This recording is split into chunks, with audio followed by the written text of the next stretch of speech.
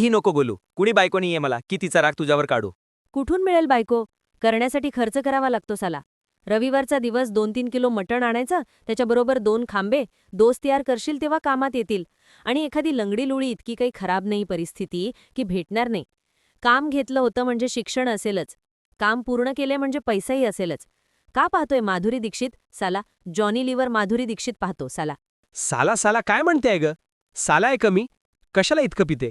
कोणाचा साला नाही की जिजा नाही मी. माझं लग्न नाही झालं. तुला असेल नवरा. मुलंही सरकारी नोकर पाहतात. तुझ्यासारखाशी लग्न करतात.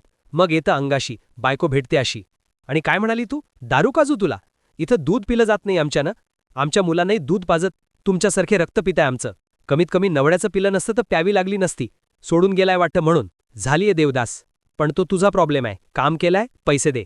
चल बरं, मी पिली मला चढलीये. पण तू न पिताच बडबडतो येणारे मूर्ख. पैसे दे आणि बिल घे. फुकट बोलायचं नाही. वेळ किमती आहे माझा. तू झोप, मला झोपू दे. झोप काय झोप? बिल कधी काढते? पैसे कधी देतो?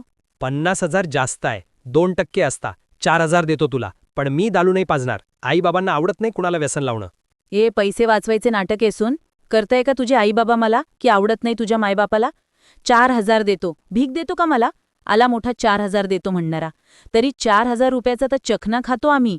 4,000 देतो. भीक देतो का मला? सून आणि तुला बेवडी, शुद्धीवर ये. स्वप्न नको पाहू.